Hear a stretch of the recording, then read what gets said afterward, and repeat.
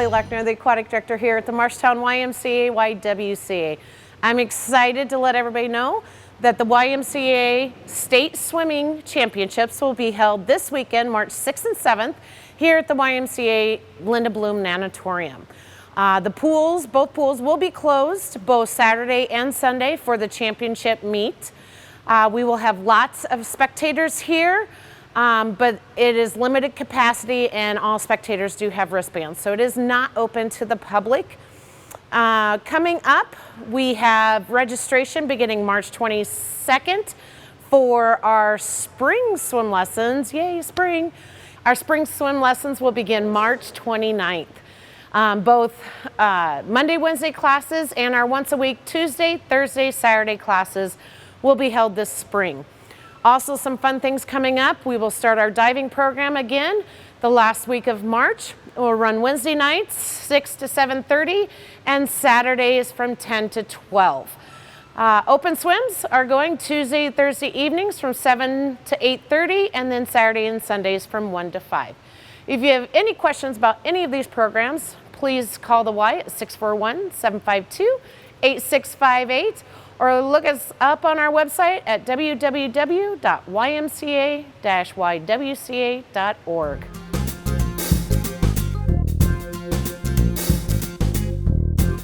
Hi everybody, I want to welcome you back to the Marshalltown Public Library. I'm Sarah Rosenblum, your library director, for those of you who don't know me or forgot what I look like.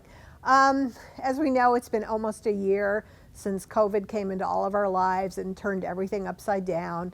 I want to thank the community for all their support, the encouragement, frankly the love that the community has shown to the library. I hope you know that my team and I, we've worked really hard this past year to provide service virtually and then through curbside, and now we are in a walkthrough phase. So we look forward, like the rest of you, to things getting back to a new normal. But there are lots of good things happening, and one of them is that we just celebrated this past Tuesday Dr. Seuss's birthday. He was 117, if I did my math right. And as you can see, we have an amazing collection of Dr. Seuss books, you know, from the traditional Cat in the Hat to other things. And so these are all things that are available for you to check out for your child, your grandchild, your niece or nephew, or maybe the little child next door that you read to. So please come on down. Or we are still doing curbside. You can call the youth department and ask for a selection of books. They will pack them up and we will bring them out to your car. So lots of good things going on. Again, I want to remind you about one other thing that we have, which is very, very popular, are the playaways. So they are a self-contained little audio book. It's kind of on the size of a cassette for those of us old enough to remember cassettes. These are very, very popular. And again, you can slip it in your pocket. I believe you can also play it through a player, but everything comes with the little audio, the playaways. So, and once you've picked out your playaways, in the youth department now, just to remind you, we have our new contactless self-checkout unit, including to check out the playaways, which are locked. So all you need is your library card and your PIN number. You place all the items, like 5 of them at a time, on the pad. It checks them out like magic, bing, bing, bing, bing, bing. If you have a playaway, you put it in the unlocker and it does that. So we didn't used to have a self-check unit in the youth department. So this is hopefully a help for parents, busy parents or caregivers. But you know, this is here and might gently remind you. So we also have 2 more out, one near the circulation desk and one in the section where we had the old self-check. If you used our old self-check, I will admit it was kind of clunky. The new one, this thing is just like magic, as a lot of people say to me, and we're happy to show you how it works. But we're also happy, if you don't want to do that, we'll be happy to check your books out. So, and of course there's lots of other great things in the youth department. We're going to walk over here.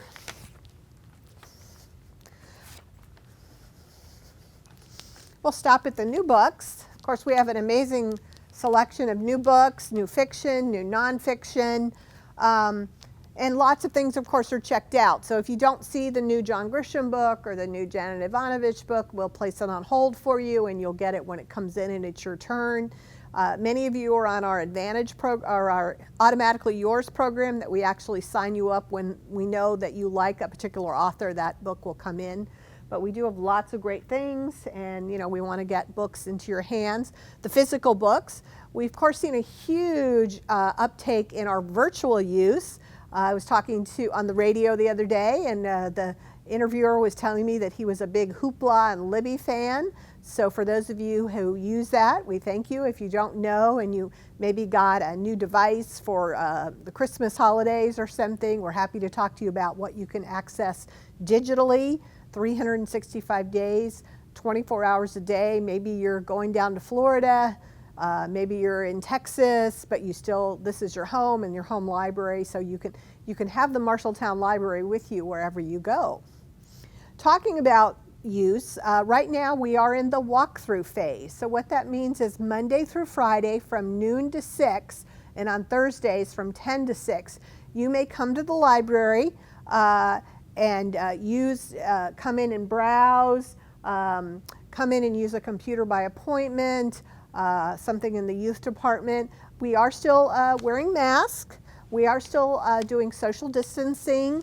We know that things are looking better, yay, but we want to continue to keep all of you healthy, and we want to keep the team here healthy. If we're not healthy, then we can't be open. So we do appreciate that everybody's continuing to wear the mask and social distance. And again, as I said, curbside, we're happy to bring things out to you. We are also ramping up our shut-in service. So maybe you have somebody in your life who is incapacitated, they can't get out, they're in a nursing home, maybe they live at home, they're getting Meals on Wheels. So if you think that shut-in service would be something that would be helpful, please contact Janelle here at my team, and we can talk to you about our shut-in service. But we definitely, again, want to get the items into your hands, whether they're physical or they're virtual. And of course, the magazines and newspapers and DVDs are still really popular, the audiobooks, both the physical audiobook and the virtual audiobook. We don't buy everything in DVD, and I know the loss of the video store, which I used to use, but we do have a good collection of TV series and British, a lot of people like the British mysteries. But we do try to have a good collection, but budget is always a concern. So we can't unfortunately buy everything that everybody wants, but I think we have a good set of things. And let's see, I want to talk a little bit more about the curbside, so we'll go back here.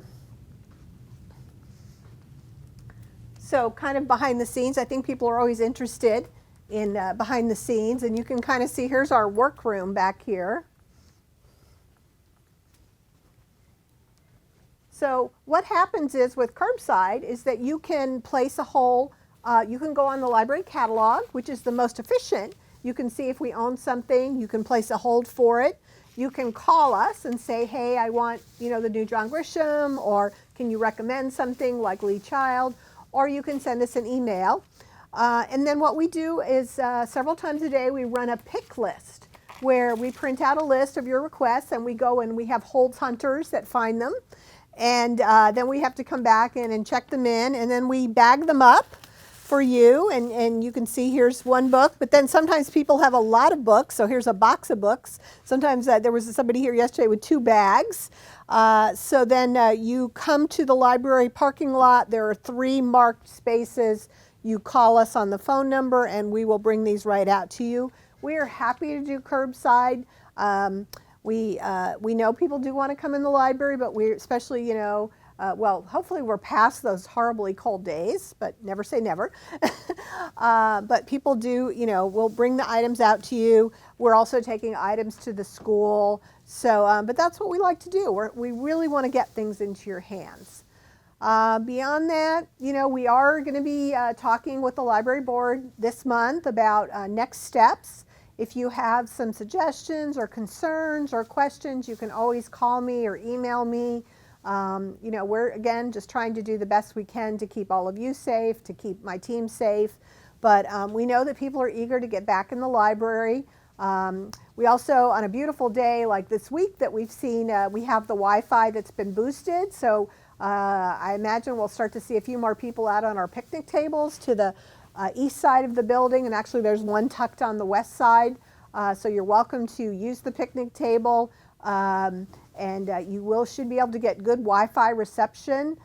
You know, people sometimes ask me, why are people sitting in the parking lot? Well, they're using the Wi-Fi. We know that not everybody has the ability to have Wi-Fi at home, and we know how important this is. And then also just, you know, for people, for everything from kind of like the library, from educational to just, you know, just for your own enjoyment.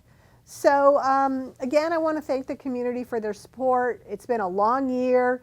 I'm feeling optimistic, but cautious, and I hope that, you know, we look forward to seeing you back at the library, both physically or virtually, and thank you. Hi, my name is Pat Thompson. I'm Marshall County Public Health. I've been a nurse in public health 14 years now. And I know I've said this before, but when I started, the only thing I knew about public health was how to spell public health. I kid you not. And so through the years, I've learned a lot, and it's been a great ride. It's just a great job. It's like I tell people, I have the best job in the world, and some want to argue with me, but I still believe I'm the one that has the best job. So anyway, I'm glad you're here with me today, and guess what? COVID is, again, still here. It continues. And we're not going to spend the whole show talking about COVID, which is a relief, I know, but I have to get this out there. Yes, Craig's like, yes. But, you know, we are vaccinating with limited vaccine, and people want it, and I'm so grateful for that, because that's good for us, for people to get the vaccine, all right? So we want people to have it. There's still limited numbers, and we're still working hard to get the vaccine out. In fact, today, because of our storms that have happened, vaccine was delayed. And I did get notice that I would receive my dose almost 2 weeks later, or my shipment 2 weeks later, almost 2 weeks later than when it was supposed to arrive. So a week or 2 weeks? Oh well, whatever. Anyway, I'm getting vaccine now. It's 2 weeks. Anyway, I'm getting vaccine today at some point, and we'll just keep on plugging away and getting it to our healthcare providers in the community in Marshall County. So vaccine is actually given in Marshall County at healthcare providers' offices to age groups starting at 100 and working their way down. And bigger offices have more patients, so it's going to take just a teeny bit longer, but they've been vaccinating like crazy when they have vaccine to give. So please wait for your call. At this point, they'll call you when it's your turn, when they have a vaccine for you, when it's your turn to get the vaccine. It's all about having it in their hot little hands, all right? So that's what we're working toward. And also remember, these are hard words to say, but I believe we're going to be vaccinating for a long time, and there may be other boost doses required. Don't panic with that, but we're looking at, I'm looking at this as being something that's going to go on for a long time, up probably till Christmas. And if I'm wrong, I'll come and confess it all that I was wrong. So if I'm wrong, that's great, but be prepared that it's still going to go on, all right? And we still need to wear the mask. We know we have loosening of restrictions, and who doesn't want those? I want them also, but this is what we need to do, because things are changing all the time as far as the virus goes, and we need to be prepared and keep ourselves, the less risk, keep ourselves more protected. The less risk we have of getting it, the better off we are. So hang in there with me and do your best to keep going and doing the things that you've done. Now, I also want to remind you that the COVID vaccine isn't 100%, nothing is. All right, so if you have as we get older, our immune systems are not as robust, so remember that your immune system may not develop as well as a 20-year-old for sure, we know that, but just a fact, darn it. But anyway, we really need to still use those, quote, mitigation efforts, you know, that you've been working so hard on, and people have done a good job, because you really don't want the virus. I have people say, oh, I'm not afraid of the virus. Well, you should be respectful of the virus. If you have the virus, if you're sick, you need to act like you're sick. Know that, and take good care of yourself. And also you need to avoid it really at much cost. That means giving up some things you really want to do, because we don't know the long-term side effects, and I don't want to be a person that finds out. All right? So get, if you have the vaccine, still do the mitigation, still wear the mask, cover your cough, stay home if you're sick, the whole public health thing, wash your hands, social distance, and do only essential activities.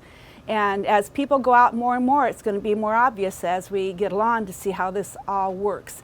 And one more thing, I don't want to forget this, is that once you have the vaccine, it takes your body 2 weeks to really, on average, to actually build up resistance that you need, to build up the antibodies that you need. So after your first dose, you're about 80% ready to go or protected. And on your boost dose, about 28 days later, then you get higher percentage rates. So the second dose is very, very important. So don't skip that, because we really need you to have it so we can do the best we can.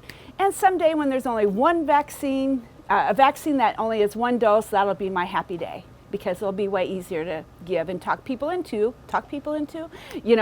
encourage people. And sometimes it's hard to come back for a second dose, but do it anyway. Okay, please? Okay, so on to another topic here, yay. Actually spring's coming, I keep saying that. March 20th is the first day of spring, and I'm looking forward to that just as much as everybody else.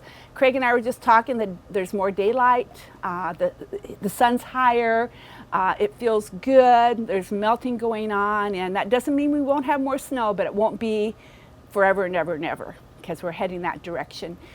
So this is a time of year when our little creatures in the world start popping out of their dens, and we'll see more animals out, and we really need to think about potential exposure to rabies. I did read that there are 5,000 animal rabies cases reported annually to the CDC. That's a lot. And actually, rabies is totally preventable in humans.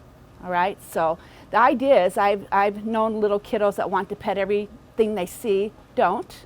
You shouldn't be petting strange cats or dogs. You really shouldn't. We shouldn't be bothering wildlife, even though it's a squirrel in your yard forever. Don't do that. Just enjoy them from a distance, because that's how if you're not bit, if you don't have a saliva exposure, then you don't have to worry about rabies. All right, so that's the main thing you need to think about. And actually 90% of the rabies cases are in wildlife, not our domesticated animals. But anytime an animal bites a human, there's a risk of rabies. Higher in some creatures more than others. Bats are the most prominent, or more likely to have rabies than anything else, but it does happen in dogs and cats and some other creatures. It's pretty rare in rodents. Raccoons would be bad too. Any creature that is not acting normal and attacks when not provoked, we have to remember that too. Even if they're just bold in daylight. Yes. Yeah, I get concerned too if you see raccoons walking around in daylight, right? That's called bold, right? If you ever have a bite and you have concerns, I'm going to say this very bluntly, don't go shoot the animal, okay? And if you have an animal that's bit and it's domesticated and you can confine it, call and ask questions before you do anything else, because we have to be careful to, if we suspect rabies at all, we need to be careful that we preserve that animal so we can test. An animal that has been killed inappropriately, can I say it that way, that you need to, that can get rid of the evidence, and that means you have to have rabies shots. So that's the whole idea, is to avoid that. So it's not 911, but it is something that's urgent and you don't put off. All right, so it's not an emergency, but it is something you need to contact public health. You can always call me, because I have access to the Iowa Department of Public Health rabies control, and they have a line of their own that they answer rabies questions on, and it'll pick up as time goes along. So we have to make sure that we preserve the tissue of the animal so that we can test to see if they have rabies or not, and if they don't, then you don't have to have shots. But if they do, you definitely do. And if we don't have an animal to test, that means you need the vaccine, right? The rabies vaccine. And if we don't have an animal to test, and if we don't have one that we can test, that means you need the vaccine. And it's very urgent that public health. I've actually had to meet with a couple of people through my career of encouraging and making sure that they kept their appointments to get their vaccine against rabies, because it's that important. And actually, if you have a bite of any kind, make sure that you wash the wound very thoroughly with soap and water. And then you would go to have it, if it was a wound that needed to be seen, and actually if you have a suspect animal bite, you probably should be seen. Call your doctor anyway and let them know what happened, okay? Because there's a consideration for having a tetanus vaccine, and also answering questions and helping with testing of the animal if we have it. Now, if we don't have an animal, like I said, then we would have to go ahead with rabies if it was something to be concerned about. When I was a kid, it must have been a fear thing, but also probably things have evolved, okay? So it's a shot in the arm instead of remember the day when you had shots in your stomach? That was what we were told. Nowadays, actually they do give immune globulin, a rabies immune globulin that gives you immediate protection against the rabies at the site. So you do get some little tiny, and they're little tiny needles, I've been part of that, at the site, whether it's your hand or whatever. And if you need that, so they're trying to make sure that they can protect you in the beginning immediately, and then you would test the animal for rabies. Hopefully you have one to do, okay? And then the other thing too is, well, actually, okay, so you'd go in. We'll start at the beginning here. Go in. If you called the doctor and they had you come in, there would be wound cleaning that would happen. They would consider whether this was a potential rabies case. Phone calls would be made to, if we thought it would be, that type of thing. And then they would actually ask you to confine the animal and a safe place where no one else is around it, but safe, and for 10 days. And then if the animal is acting well, I actually have people take it to their vet just to make sure. And whether they have rabies shots or not, whether the animal has had rabies shots or not, it doesn't matter, because like I say, nothing's 100%. We want our animals to have rabies vaccination because it's really important and helps protect them. But nothing's 100%, so whether they had the vaccine or not, whether the animal had the vaccine or not, we would still run through all the testing that we need to do, or the confinement of the animal. And confinement is like in a crate, warm, a place to be. They get their food and water, but you observe them for 10 days, and then it's have a vet inspect them if everything seems to be going well. I ask people to do that for me because it's important to do. And then if everything's fine, then the animal does not need anything more than getting its vaccine if it hasn't had it, or you know, moving on from that. So wounds need to be cleaned. We need to determine if vaccine is appropriate or not, whether that's what you need, but don't put it off for months or anything like that. Go in, get it done, and taken care of. So one of the most, the animal that has the most likely to be rabid is a bat. And I did have years ago this experience. I always like to share it. First of all, the first bat, they said, you have to cut off the head. Someone said that to me on the phone. I said, I don't think I can do that. And that's not my job. That's for a veterinarian to have it done properly. Okay, so thank goodness for that. And then one of my other experiences was I had two people who put their shoe on in the morning after nighttime, getting up for the day, and they were men that did not know each other, you know, anything like that, about 2 weeks apart, and there was a bat in their shoe. You know, it makes me shake out my shoes, really. But anyway, and you can't always tell you have a bat bite because their teeth are so little. It's just, you just may not know it. So we did test both bats, and one had rabies and one did not. So one of the men had to have rabies shots and one did not. So it's just kind of an interesting, I think that's very interesting when you have two really close together and one had rabies and one didn't. So it's important to check out. And bats, if you have a bat in your house and you've been sleeping, you need to actually call and ask for guidance, because if you have a bat in the room, you cannot say to me, I know I wasn't bitten. That's the key, the words I listen for, right? I know I wasn't bitten. Then we're okay. But if you say I was sleeping, or I actually nothing could wake me up, you know, and we look at like intoxication and various things like that. Children, little babies, people that can't say I was bit or even know, then we look at it way differently because it's a potential exposure to saliva. we may not know. But if you say to me, I know I wasn't bitten, then we're good. Okay, so that's the real trick. But be honest about it, because, of course, if you're calling me, you're going to be honest about it. But because rabies does kill, and you don't want to go through it. There's about 2 a year, I read today, about 2 a year, two rabies, human rabies cases that die a year, and we don't want that. Okay, so anyway, so no big shots anymore. There is a total of about 4 shots when we determine that you do need the vaccine, and so it's given over about a 2-week period, 4 shots. So your doctor's office will help you with that, and public health can give you some direction on that too. Make sure you're up to date on your tetanus shot. As tetanus goes, a tetanus shot is good for 10 years. But if you have a serious injury or cut or that's big within the first 5 years, they'll give you another tetanus shot, a booster, and because that just kind of keeps building you up. Who wants to wait? Say, oh, it's 10 years. Okay, now I need it. I should have gotten it, for something else. But anyway, the idea is that you may be requested and it'll be encouraged or recommended that you have another tetanus shot. It's just good. It's good practice, and that's what we look for is good standard practices in our healthcare systems, and it's a care that is the standard, the gold standard. So actually, our job is actually not to make pets out of wildlife. We have to understand we need to watch them and enjoy them from a distance, because that's the way it's supposed to be, and take good care of our own creatures we have in our homes, and make sure they're vaccinated, because that's working on the best health for the pet.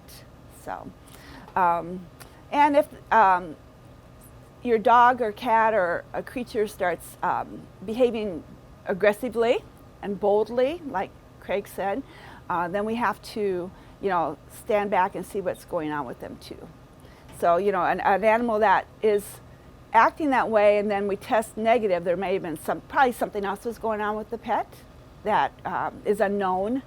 But, because if they've been a good family pet and all of a sudden they start having behavior problems that are beyond normal, having a dog or cat in your house, we know we have behavior problems.